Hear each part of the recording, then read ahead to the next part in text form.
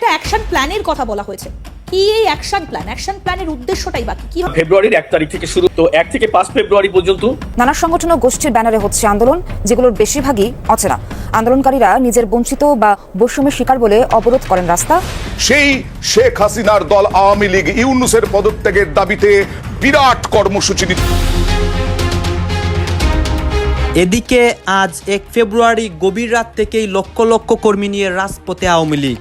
প্রথম target doctor Yunus, তারপরে ঢাকা অচল ও সব কিছু করে দখল। শেখ হাসিনার দেশে আসার রাস্তা পরিষ্কার, এসেই সে ক্ষমতায় বসে। তাহলে ডক্টর ইউনূস, উপদেষ্টা এবং সমন্বয়কদের কি হয়েছে?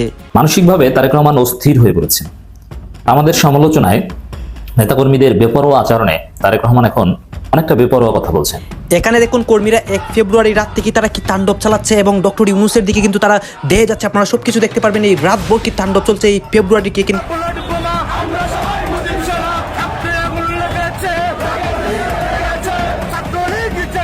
আওয়ামী লীগ তো এখন নেতৃত্ব শূন্যতায় ভুগছে।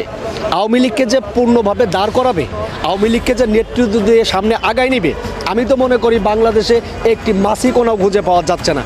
আওয়ামী লীগ এবার আন্দোলন নিয়ে আসছে। আওয়ামী লীগ আন্দোলনের ঘোষণা দিয়েছে, তেমনটাই ব্রেকিং নিউজের মতো খবর জানিয়েছেন আওয়ামী লীগের একজন যুগ্ম সাধারণ সম্পাদক। বাংলাদেশের একটি টেলিভিশন চ্যানেলে অডিও সাক্ষাৎকারে তিনি শেখ হাসিনার চলে যাওয়াটা যেমন আপনার একটি অবিশ্বাস্যকর দৃশ্য ছিল, ঠিক তেমনি শেখ হাসিনার ফিরে আসাটাও কিন্তু অনেকটা অবিশ্বাস্য মনে হবে আপনার কাছে। খেলা চলছে, সেই খেলা বেশি দিন টিকবে না। আমি বলছি ডক্টর মোহাম্মদ ইউনূস যে বোকা বোকা ভাব করে মাঝে মধ্যে কথাবার্তা বলছেন গণমাধ্যমের সঙ্গে, আমাদের অভ্যন্তরীণ কিংবা আন্তর্জাতিক গণমাধ্যমের সাথে, তিনি অনেক ধরনের সত্য তার মুখ থেকে উচ্চারণ করছেন, মানুষ একটা ধোঁয়াশার মধ্যে দিয়ে পড়ে যাচ্ছে। তিনি কি আসলেই এতটা বোকা? ফেব্রুয়ারি একটি সকাল সন্ধ্যা বন্ধের ডাক দেওয়া হচ্ছে, হরতালের ডাক দেওয়া হচ্ছে। আসসালামু আলাইকুম দর্শক, নতুন একটি নিউজে আপনাকে স্বাগতম। বাংলাদেশে যেই রাজনৈতিক প্রেক্ষাপট তৈরি হয়েছে তারই আলোকে কিছু চাঞ্চল্যকর তথ্য থাকছে আজকের এই নিউজটিতে, যার কিছু অংশবিশেষ ভিডিওর প্রথমেই শিরোনামে দেখেছেন। এইসব দেখেই কিন্তু আপনারা অনেক কিছু বুঝতে পারছেন যে আজকের নিউজটা ঠিক কী নিয়ে হতে যাচ্ছে। আপনারা সম্পূর্ণ ভিডিও দেখবেন, এইসব বিষয় পর্যালোচনা করে আমরা অনেক তথ্য পাই এবং ভিডিও পাই, সেইগুলোই কিন্তু আপনাদের সামনে এক এক করে ধারাবাহিকলি তুলে ধরবো। ভিডিওটা কিছুটা লং হবে, কিন্তু অনেক তথ্য জানতে পারবেন যেই নিউজগুলো বর্তমানে ছড়িয়ে ছিটিয়ে রয়েছে সারা বিশ্বের মধ্যে, এবং এরই মধ্যে কয়েকটা ইম্পর্টেন্ট ক্লিপ রয়েছে, সেইগুলো আপনারা দেখে যাবেন যে সাধারণ মানুষরা কি আলোচনা করতেছে, সমালোচনা করতেছে, নেতাকর্মীরা কি বলতেছে। আসুন দর্শক, আমরা আর কথা না বাড়িয়ে ভিডিওর মূল আলোচনায় চলে যাই। এইখানেই কিন্তু আপনারা সবকিছু দেখতে পারবেন। এই যে আসুন দেখে আসি। অবরোধ আছে এবং 18 ফেব্রুয়ারি একটি সকাল সন্ধ্যা বন্ধের ডাক দেওয়া হচ্ছে, হরতালের ডাক দেওয়া হচ্ছে। মূলত এই কর্মসূচিতে এই মুহূর্তে শেখ হাসিনা ঘোষণা দিয়েছেন গতকাল। এই কর্মসূচিকে ঘিরে যে বিষয়টি তুমি বলেছো, ব্যাপারটি হচ্ছে যে বাংলাদেশের মানুষ এখন তাদের ত্রাহি মধুসূদন অবস্থা। ঘরে ভাত নেই, রাস্তায় আইন শৃঙ্খলা নেই, তার বাচ্চাদের মানুষ শিক্ষায়তনে পাঠাতে পারছে না, সেখানে সারাদিন সারা রাত গন্ডগোল হচ্ছে, প্রশাসনের কোনো সমন্বয় নেই, মানে প্রত্যেকটি সেক্টরে একটা অরাজকতা। সেই পরিস্থিতিতে দাঁড়িয়ে বাংলাদেশের মানুষই কিন্তু প্রতিবাদী হয়ে উঠছে। কখনো ছাত্ররা, কখনো শিক্ষকরা, কখনো চিকিৎসকরা, কখনো আনসাররা, এভাবে কিন্তু কখনো গার্মেন্টস শ্রমিকরা, এভাবে কিন্তু নিয়মিত আলোচনা মানে আন্দোলন সংগ্রাম চলছে। তো এই সরকারের প্রতি জনগণের যে আস্থা নেই তার প্রমাণ কিন্তু বারবার আসছে। মানুষ রাস্তায় নামছে এবং যারাই নামছে তাদের পাশেই কিন্তু মানুষের সমর্থন চলে আসছে।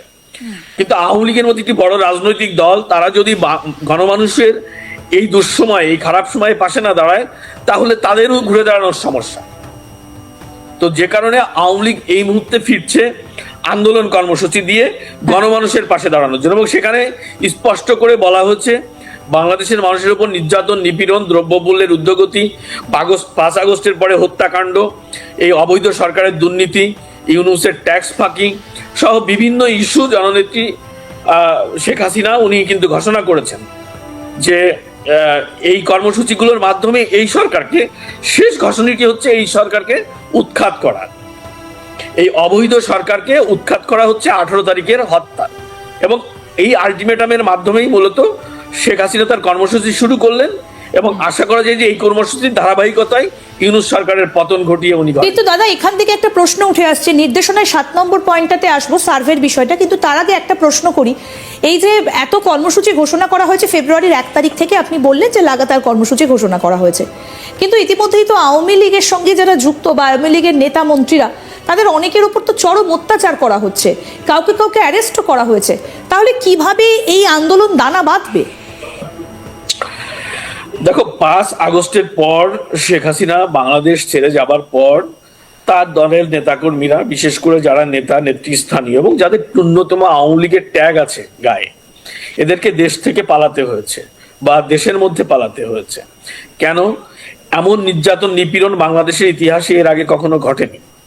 বাড়িতে বাড়িতে ঢুকে হত্যাকাণ্ড, নির্যাতন, রেপ, বিশেষ করে মানে মাইনরিটি সম্প্রদায় যারা আওয়ামী লীগের রাজনীতির সাথে একদম যাদের ছোট্ট করে সম্পর্ক ছিল, তাদের বাড়িঘর জ্বালিয়ে দেওয়া হচ্ছে, পুড়িয়ে দেওয়া হচ্ছে, সেখানে গণধর্ষণের মতো ঘটনা ঘটেছে, হত্যাকাণ্ড তো নিত্য নৈমিত্তিক ব্যাপার।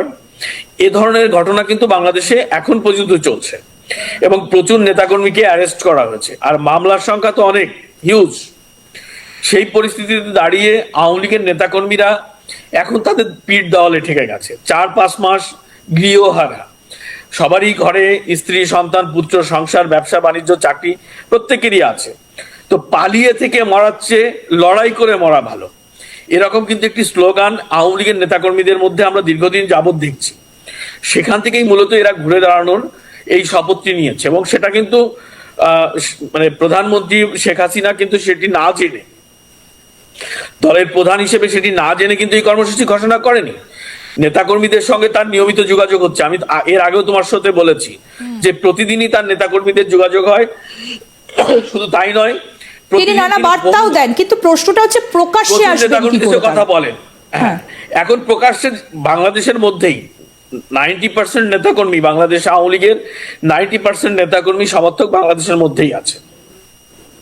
তো কত মানুষকে অ্যারেস্ট করবে? এই দলের সমর্থক সংখ্যা আমরা যদি ধরে নেই যে সর্বশেষ নির্বাচনেও তাদের প্রায় 35% ভোট ছিল, তো 5% যদি কমেও যায়, 30% তো লোক আছে।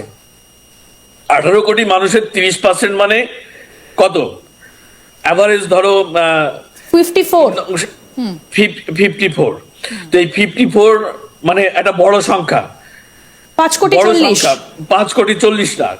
এই যে 5 কোটি 40 লাখ মানুষ, এর মধ্যে যদি 2 লাখ মানুষও বাংলাদেশের মাটিতে নামতে পারে, তো এই সরকারের ভিত নড়ে যাবে। এদের তো কোনো জনসমর্থন নেই, এদের কোনো রাজনৈতিক, কিন্তু এটা খাতায় কলমের হিসেব, এটা বাস্তবায়িত হতে গেলে তো অনেকগুলো ধাপ পেরোতে হবে। কারণ এই মুহূর্তে যে পরিস্থিতি সৃষ্টি হয়ে রয়েছে, বাংলাদেশের আওয়ামী লীগ একটি খুবই জননন্দিত রাজনৈতিক দল। হয়তো বিরোধিতার খাতিরে অনেকেই বলে থাকেন, কিন্তু বিএনপির যারা বিরোধী এমপি মন্ত্রীরা এখন কিন্তু তারা বলেন, তারা কিন্তু কখনো আওয়ামী লীগ নিষিদ্ধের কথা বলছেন না। এই সরকারের পক্ষ থেকে 2-4 বার কথা উঠেছে, কিন্তু তারা ছাত্রলীগের উপর নানা নিষেধাজ্ঞা লাগানো হয়েছিল, প্রোটেস্ট করেছে। ছাত্রলীগ তো আওয়ামী লীগের একটি পার্ট, এরকম আওয়ামী লীগের 10টা অর্গানাইজেশন আছে। তো এখানে যে বিষয়টি আলোচনার বিষয় সেটি হলো যে বাংলাদেশ আওয়ামী লীগের যারা নেতাকর্মী, এরা কিন্তু আন্দোলন সংগ্রামের মধ্য দিয়েই তৈরি হওয়া নেতাকর্মী। 1954 সালের পরে আওয়ামী লীগ যখন, আপনারা তো দেখলেন এখানে কি কথা হচ্ছে। অনেকেই কিন্তু অনেক কথা বলতেছে, অনেকে আলোচনা করতেছে, অনেকে সমালোচনা করতেছে।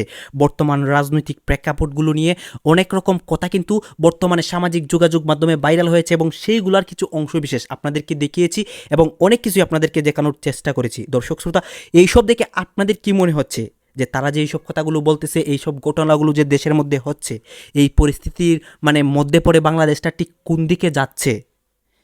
দর্শক শ্রোতা, আমাদের দেশের মধ্যে অনেকেই কিন্তু ভালো কাজ করার জন্য আসে, তাদেরকে সাধারণ মানুষরা মানে বিপক্ষ কথা বলে। বাংলাদেশটা আসলে ঠিক এমনই, ভালো মানুষের কদর কেউ দিতে জানে না।